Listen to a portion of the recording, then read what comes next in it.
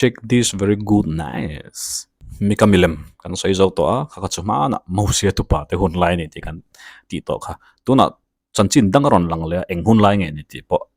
ai a chiang lo amaro chu samson a ten nu lampang ani mel to zo kan ni mo e thilom dan enin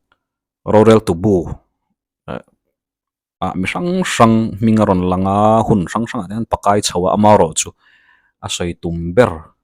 chu kan chiang to a Israel fa te khan Mosia dan pathian dan an zom lawa an tluwa pathian an awa pathian an changa an tlulea an bedong in pathian an aw le khami kwal top thailo kan tia khanin an tanga an tang kui thakani tuna hianin a hlom top na ber kan lo thleng ta rorel to bu a chuanin Ephraim tlanga tho mo mi kat po kha Ephraim tlang an ni kha Levi mi pakhat oma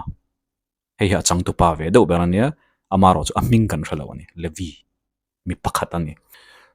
chupa chuan Bethlehem Judai ramami mei ane a mei chuan a uire sana cho atlana apate in lama kan alet ta ni mo chu a premise a background ain ba bulin chan dan kha anita mei kan ti chu kan lo ngai niam offer angti kha a lo om china nupuyan na ya nupui bak a khan mei an ne ani an nupui te din hun ang chuwa phachi lo ma se du a mo khatiang han nom sit bol nan mai mai ti ero chuni lo an chom ve ta po ngai ve thowa mei laka an fa te din hun kha chu lo dang deuh ma se khoilai no chi zuar monia an son an va thak nen kha chon ai nang lo ani an din hun kha sang ve le thung tiang zong kha chuanin chu wang chuanin an in uire san ve the ni mei khana du wa mut pui rongot theilowa khatiang ani chuan uire ania atlan emo ma kan ni chuan ko let le thei ti kha dan kha om ve ni mo hei nupui ai an niam hrep chung ko din mun nei ve tho siang chi khan ta hele vi pa ui mei kha a uire a chuanin a let a ho ta ni apa ne na ta chuanin thali wa oma a india a mei kha thali nuwa chuanin kha levi pa khanin asabeng tungte chi alo te kha thoma jin turin in siama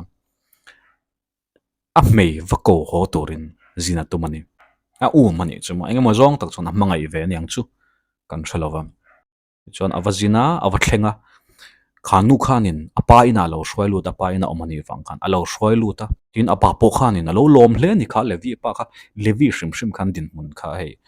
levi kan yati theina sin kha om ve lo ngai sang alo lom emema tin a mei chia zo khan uire san ani wang khan khatia mi hausa ti mayang levi pa ina kolet le turanga aron pan kha an lo lom ve lu tu kan chon a thleng ta ne a puzon ka ti don nge mo khami te ina khanin ni thum kha ma ele in an lo shai chawa tui tak tak te lo pe an ein an in tlang ne anup a mei kha a kolet to angani chuma shoi ho to don an thowa mei chia pa khan chang klem tal eila antia an eile ta ne klem sama ti chuan in nei to pa chuan lungoi takin riak ram ro khai atia levi pa kha an thowa a klem chiama a riak le ta ne akar ke ka kan zo zo a klem ni chuak tur kha klem le thina an eya an in le an ha dam dewa a trai to riak le mai ro tia an riak le thina kha kha nui za thlak ang lo ngai mai the an nin omra gan lo tim palange Middle East ma khung lai vela an nam dan pakhat ve shim shim ania mi khwal te chunga that chhuwa kha an war em ani mi zo te pan mi khwal chu kan ngai poimo amaro chu an ma nia chuanin an war le ani hei an over thina ni o kha kha an nam dan kha ni ve box aninga atuk nga na chuan chu an tum le in nei tu pa chuan tlai ni nem thleng tal tia an ei le an chuak tura an tho kha khwa tlai to riak le ro tia a to pa chuan hemin tu kai chuanin a chuak lui ta ni an chuak lui ta ni kha levi pa khan a mei hruai a chelo ten en khan ho turin Ephraim rama Jebus khozon khatya kalpe la ngai to Jebus chu Jerusalem ma se khang lai khan Jerusalem alom ve ngai lawa Jebus ho khwa ni topa namdang an ni chuma Israel me ni lo khami zon khan thlenga ni khwa tlai to ti nuwa ni khan chwa mo Jebus khozon an thlen khanin a chi a lo zingam pakhat khanin kapu riak mayang ta hianin atlai to ame ilu top mayang atia Levi pa khanin adu lo ani Israel nam ni lo khwa chuan lut mai lo ve ikal zel photang atia namdang khwa ania namdang khwa ania chan po Benjamin ho lua tur ramania an lo la lua lo ani mo kha tiang vil vek khan ni Israel nam ho ka ngoi te namdang khwa ri ai chuanin tlai to viau ma se kal zel phot mang gibia khwa kan kan riak don ni kan nampui te khwa atia chuanin chia lo khanin ni chuan gibia ni lo pan rama kan thlen phei chuanin kan riak don ne le kapu an te an kal to zelan in sabeng tung te chunga khan mei khan chuan tiran yang chu gibia khwa kha an wathleng ta rama ta chon ni kha aron tlat ta chi ani thim ta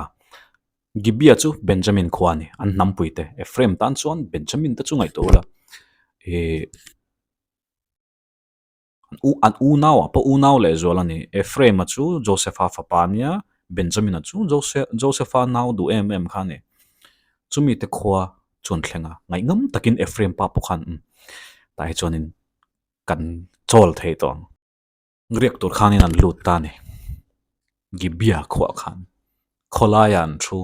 thleng du khan lo om ta re reng lo ma he ta jebu sa khan ngoi te heng nam dang ramat khwa thlen chu an ti an ma ni chi pui an nam pui te ma zo ka anon pan ve trang kholaya khan an thu tam mai an kalphe lam Benjamin ho khan putar pakhat hi aron kala a fe hong ani Ephraim mi nia Benjamin khwania Ephraim putarania kha Levi pa kha Ephraim khwa an ne Levi chon nge nyang rambi kan nei lo kan ti to kha Israel rampum pu kan khosang sang anom topa amaro chu Ephraim rama khosani wang khan kha Ephraim putar kha chu klemin mo alo amatan kha chon ngai nge nyang alo close ve dang ka relo putar fe hong khanin awa muni mi khwal kha in ain zeidan chu a ho sak mel phian sabeng tung te chia lo te na ya tin anu puye mani a hruai boka khula yan lo thu ringot maya bungra tam tak nen khanin kapu enge ti khoi tang rong kal ngen ni khoi kal tur ngen ni ti an zo da ni putar fe hong khan Levi pa khan Bethlehem Judai ram atangin kanong kala tia a meya va shwai na ma tuna hianin Ephraim tang topa kan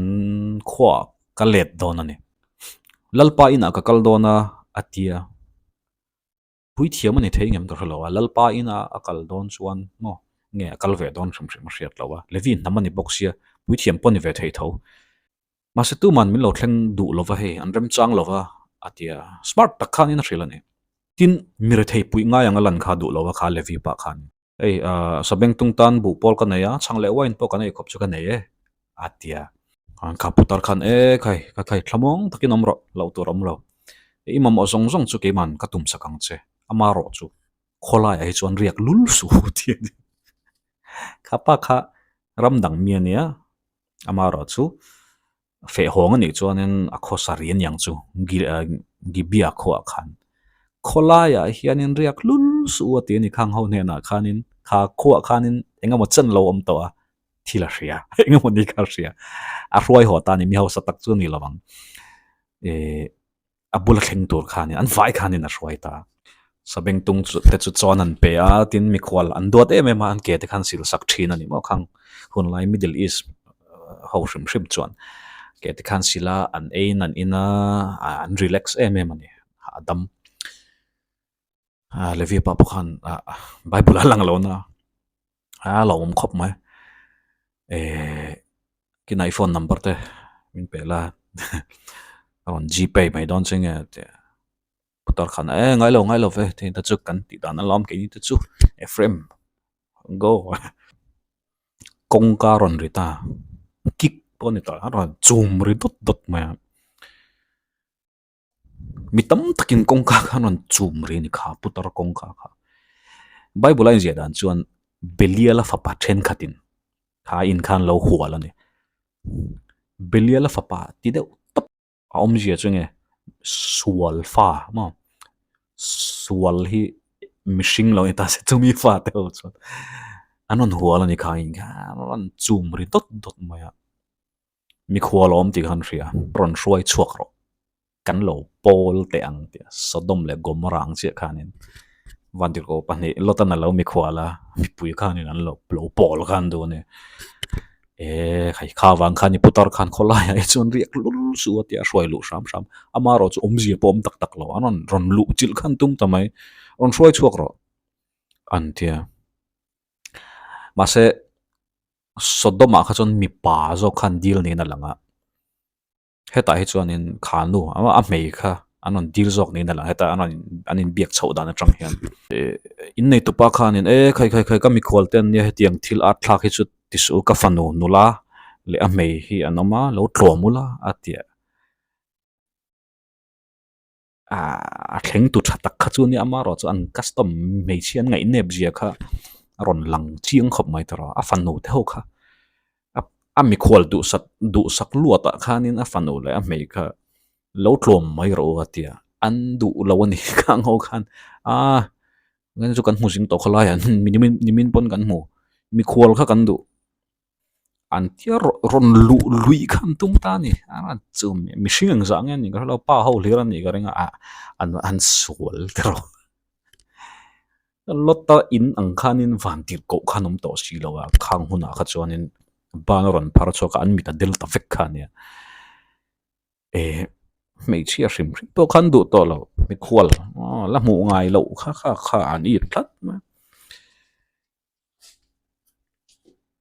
a in nei tu pa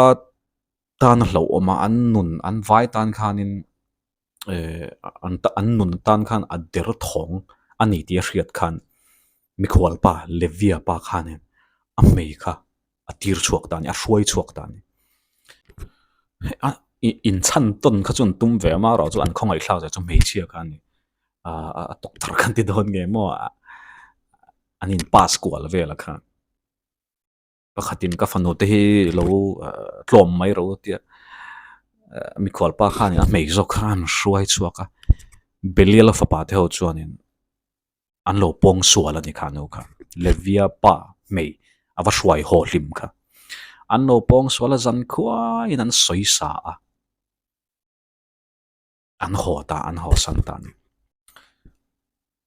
mun danga an pong suala ni mela ein je dan chuanin a ho tu pa mo a pasalati theilova me ani wang khanin chumi thlenna in kha putar ina khanin awa bokwak pheya chuanin awa tlut thlopa ta chuanin a om dareng ani kong ka kik tura mo ba aw tura mani po khanin tha kha nei to lo ni an soi sakron an pong sual ron awang khanin zinga lo nia levia pa chu thova awa chuaka ho turin in siama awa chuaka khami kong ka bul ra ka mo a step a khanin alo thlulet derani a mei kha lo duk chur ma a thisen nen mo thom no te po a mumal to lovang zinga ni to a khola ya mi sang pon lo muang alo om top mai ni kha gibia kho arab thak em ma khan ngai to te u hepa hian angoro namdang kho thlen chu ti kha gibia kan benjamin hawan ma benjamin nam khwa I thleng ram anga ti kha khami khwa kha ne anin aron huwa hepa po hi temayang ama adem om vio rual chungin an nam ziaron lang le thoro I kalanga thi ni ame khatia lo mu chaw an soi sak shrep ne na khan thoro kalanga tia a chang ta lo ni khanu khan an en chianga alo thi to alo thi der to vote in am het hlum pan mai the an soi sak zo khanaron lakal thleng bok sia emo thisen chuak awang te pon yang chungo a tho ta lo thi to a levi pa khan eng ma soi lova a mei ruang kha ala a sabeng tung chunga hlanga a chua lui pui ta ne gibia kho khanin om thei to lo om an om to to ran lo chia lo te ho nen khanin an ho tanal na la ngoi rengin in a thlenga pathianin a ka vakal nge ti na e frame tlang to pa khanin a mei ruang chu chemin a fu ke mo a ke te kut pe ka tin ka mun som pania chan soma khang peng rang rang tan bun kha Israel nam zong zong ne na kha na thon dar ta ne message a thon ta dakin parcelin e du chuan a soitum kha chu kan hrathiam ve kang lekha project theya palai te po tir the ni e hei chu tiang kha tiang chu ka chunga gibia khwa kan Benjamin unaute laka kan to ka ti na ziak thei amaro chu chan chin khen dan chi sang sang oma ziak pon athon thei amaro chu an hon rual ruala an thin lung khoi zak thei tur khan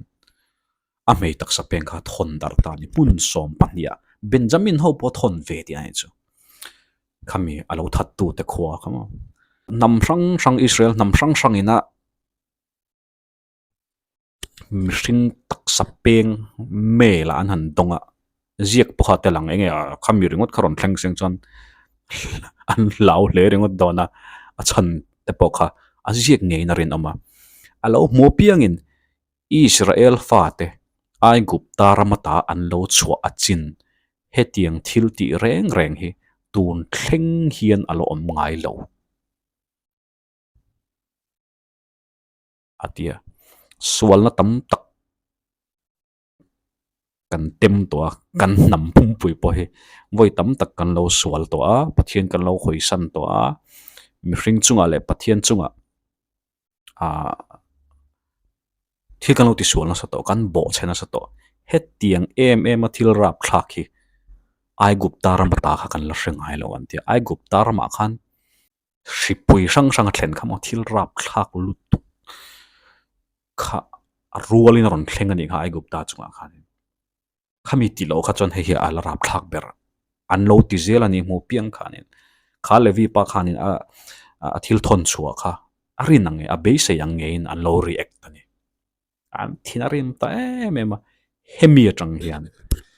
apa kan soi civil war kharain tran don ta ni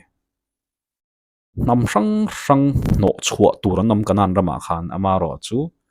tuna tu tengen do don ta Israel ho le Benjamin ho kha anin do don ani civil war heta an thu top na hi a moi a anal hi ka tia engma zong takin khatia kha mei ruang peng sang sang a han dong vel kha eng tiang hi lom ngai lo ngai to ula soi te u ti ni ya re la ngai mo ngai to ngai thank you very nice in the next video